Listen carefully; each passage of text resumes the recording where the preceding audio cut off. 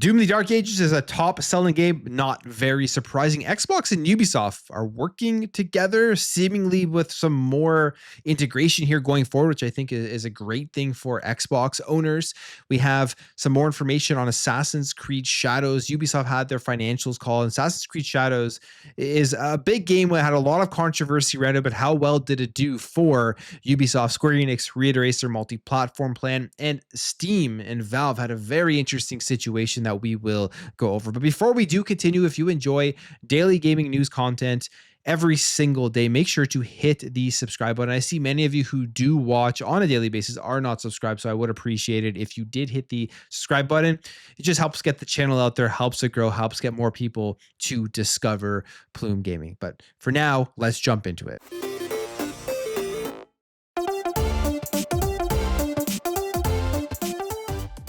So Doom: The Dark Ages is one of the biggest releases, I would say, this year. Have a lot of people looking forward to it. It's one of the more popular franchises out there, especially in the FPS genre. And the game leading up to its release looked phenomenal. It is out everywhere now. Game Pass, you can go ahead and buy it on multiple platforms. And of course, if you had the premium upgrade for Doom: The Dark Ages, or if you had the collector's edition, like I have, as you can see, the statue behind me, playing it now for a couple of days. It's a very good game. I'm really enjoying it. It is different, obviously, than the other ones, which is something that they told us it was going to be like, and something that I actually think is really good that they do when they make these games, is that we're going from Doom 2016 to Doom Eternal and now to Doom: The Dark Ages, and each one of them have a different style of gameplay for people who will like seeing the variation in it. This one is more of a tank. It is slower. You can see that in it, but it still is snappy and does feel good.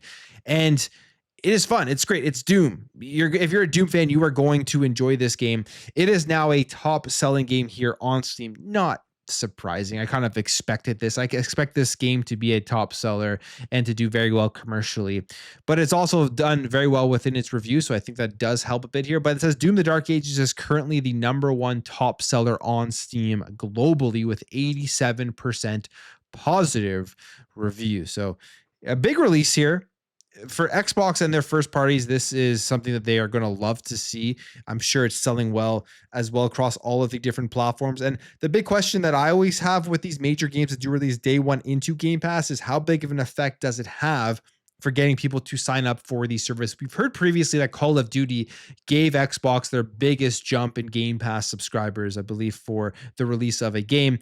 Will Doom have a similar effect to this, at least for people jumping in and wanting to play through the single player campaign through the month of May? I wouldn't be surprised if we see a big jump here over the next couple weeks. Then some of those people aren't going to stay on because they got to play Doom. They paid for their month, then they will drop off. But then there will be other people out there that sign into Game Pass and see all of the great stuff that is involved with the service, and they will stay on there. So another huge game. And again, it's May.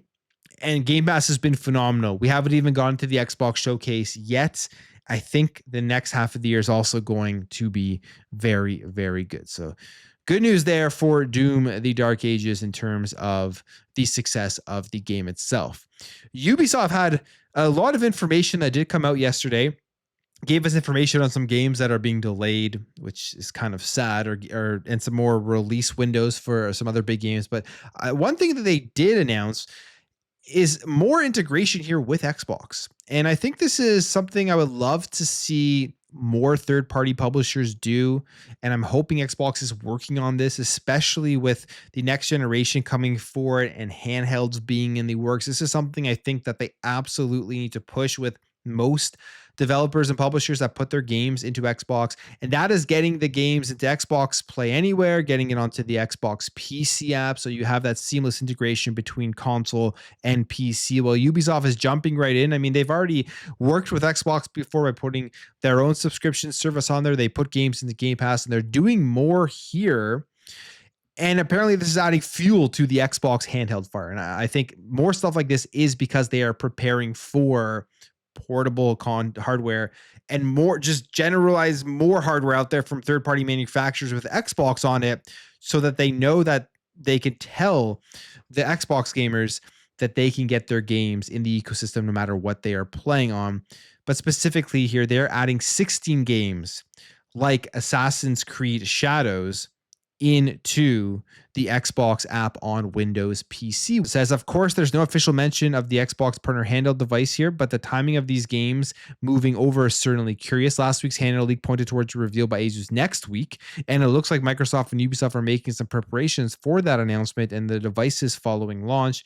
If you're curious, here are the 16 titles that are being brought over. So Assassin's Creed Odyssey, Origin, Shadows, Valhalla, Far Cry 5, Far Cry 6, Far Cry New Dawn, Immortals Phoenix Rising, Riders Republic, South Park, The Fractured Butthole, Tom Clancy's Ghost Recon Breakpoint, Tom Clancy's The Division 2, Tom Clancy's Ghost Recon Wildlands, Tom Clancy's Rainbow Six Extraction, Watch Dogs 2, and Watch Dogs Legion. Now, the question here, of course, is will these have Play Anywhere? As of right now, none of them have Xbox Play Anywhere compatibility.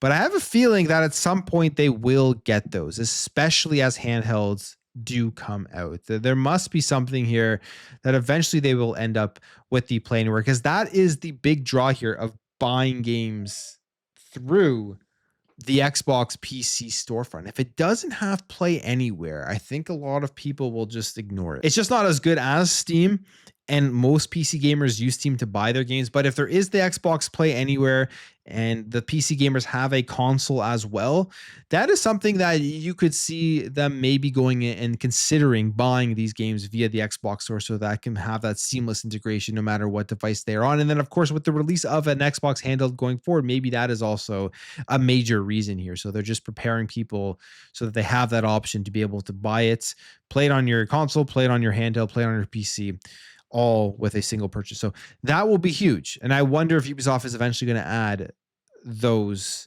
titles to the Xbox Play Anywhere program. But they're adding games to the storefront. It does hint for more integration going forward. And I think we will be seeing some updates in the future. The other things we did get here from Ubisoft were some updates on some games that I'm waiting to see. The Sands of Time remake, Prince of Persia, will release by March 2026, according to Ubisoft. So we have about just under another year at the most to wait for this game. We've seen no gameplay of it. I don't believe we've really only seen this poster here that they showed off, and that's it. So I hope this is the case, because I'm very much looking forward to it.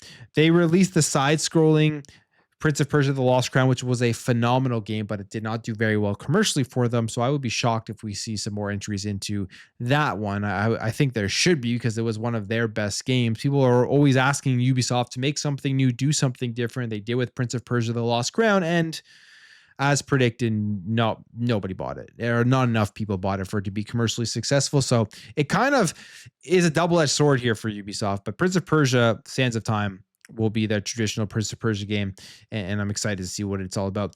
Assassin's Creed Shadows. This is the interesting one here, because this is a game that was surrounded by controversy leading all the way up until its release for fault of their own, as well as just people wanting to jump on and hate on anything that's Ubisoft, hate on Assassin's Creed Shadows. You have the whole culture wars thing that lots of clicks and views and hate is created around that. So they jump on that as much as they can, hoping that the game would fail and do bad. And everything we've seen leading up until we got these fiscal year results has shown that the game has been successful.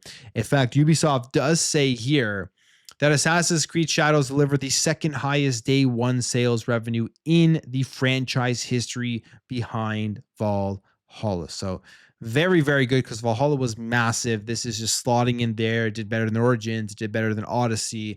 It is a success here with Assassin's Creed Shadows.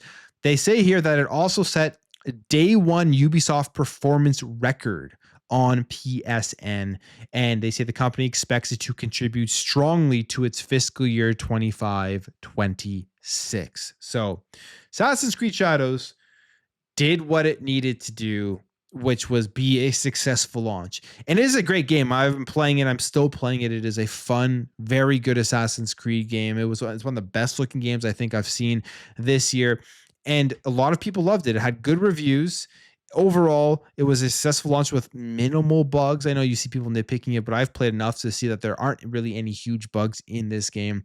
So overall success here for Ubisoft, for Assassin's Creed Shadows. But you'll still see people trying to spin this like it has not done very well, or they haven't seen enough numbers and all that stuff. But everything we've seen from Ubisoft and from the game has been a success. And then finally, we have this here from Ubisoft. They have delayed significant IPs to improve game quality. People are thinking here this has to do with the Splinter Cell remake that is supposed to be coming out, which it's wild how they've dropped the ball on Splinter Cell over and over again. People have wanted Splinter Cell games, and they've taken so long to bring anything out for it that you gotta question what is going on there when it comes to this IP. But they say here in the financial report, it said after a thorough review of its pipeline that took place from October to December, the group decided to provide additional development time to some of its biggest productions in order to create the best conditions for success. This decision has already been beneficial to the quality of Assassin's Creed Shadows. As consequence, fiscal year 26, 27, and 27, 28 will see significant growth versus 25, 26 on the back of strong content coming from the group's largest brand. So it does seem like the Splinter Cell, they also say here that the next installment of the Far Cry series was internally pushed back to late 2026. And then Ubisoft's biggest production likely also includes the Splinter Cell remake under the codename North and the next mainline Ghost Recon game under the codename Over. So those are the games that have probably been pushed back. But the reality here is this is probably a good decision. They need to make sure that these games come out at the highest quality possible, especially after everything that did go on with them. They make that deal with Tencent. There really is no more missteps for them. So making sure that the games are coming out of high quality is a smart move. Just sucks that we're going to have to wait longer to see them, especially Splinter Cell. We've been waiting so long to play this game. All right, we have a couple more things here.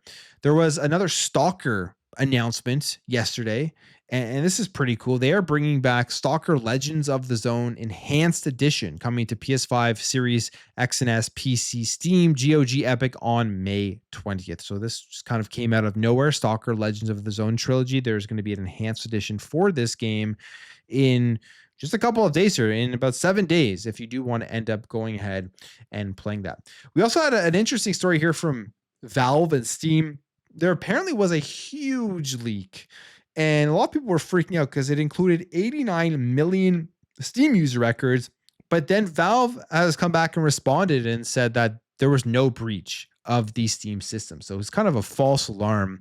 Had a lot of people going crazy about it. But they say here that a leak of old text messages sent to Steam customers with one-time codes for login was not a breach of Steam systems, Valve says in a post published on Wednesday. And the response follows news that a hacker allegedly is in possession of 89 million user records and put them up for sale for $5,000. As Bleepy Computer reports, and Bleepy Computer looked at 3,000 leaked files and found historic SMS text messages with one-time passcodes for Steam, including the recipient's phone number. Now, Steam says this: the leak consisted of older text messages that included one-time codes that were only valid for 15-minute timeframes and the phone numbers they were sent to. The leaked data did not associate the phone numbers with a Steam account, password information, payment information, or other personal data. Old text messages cannot be used to breach the security of your Steam accounts. And whenever a code is used to change your Steam email or password using SMS, you will receive a confirmation via email or Steam secure messages. They also add that you don't need to change your password or phone number following this leak, though it does recommend setting up Steam Mobile Authenticator. So they're still digging into the source of the leak, but really nothing to be worried about. In fact, when I first saw the story, I was actually quite worried about it because I have a large Steam library, and that getting hacked into or losing that would be very, very sad. But luckily, this does not seem like it is really anything to worry about. It got blown out of proportion when the article and the news did first come out. All right, Square Enix, we know they're going fully multi-platform. I mean, they've been fully multi-platform, but they're moving away from any deals. They're moving away from PlayStation deals, which they've said have hurt their games. That didn't make them successful. And the way to improve is to put their games on every platform day one and allow as many people to play them as possible. While they're reiterating their plans here for quality over quantity and multi-platform games going forward. So the company here announced its new medium-term business plan back in May of 2024, which included making its AAA games multi-platform going forward and focusing on producing fewer, better games. Now, as a part of its latest financial results, they've stated that this 3-year reboot plan has started with the aim of long-term growth, and now they are in the process of establishing a mid to long-term pipeline to achieve a shift from quantity to quality. And they're also saying here that the plan has involved enhancing productivity by optimizing the development footprint, which included cancellation of numerous projects last year that were incompatible with the new strategy, saying in addition to 4 titles currently in operation, we have implemented measures to improve profitability, such as expanding platforms, diversifying payment methods, and optimizing operation costs. So it makes me think that they had initially potentially had thought these were only going to release on certain platforms, but then they saw numbers come in with the games that were exclusives, and they changed their entire strategy and make sure that these games are going to run on everything when they did come out. So that is just the way that the industry is going. It is the way that every company or most companies are moving towards. I would say the biggest exception right now is Nintendo with their first party stuff. I would be shocked if they ever put their stuff on anything else other than a Nintendo console, at least in the next decade or so. But even with PlayStation, they are moving more into the whole multi-platform thing with their PC strategy. So Square Enix is reiterating it, and that's good to know because it looks like all the upcoming Final Fantasy games and anything else that comes up from them that you enjoy playing that you previously could not get on Xbox specifically, you're probably going to be able to get and play. I'm going to end the video there. If you did enjoy this video, hit that thumbs up. If you're new here, hit that subscribe, and I'll catch you guys in the next video.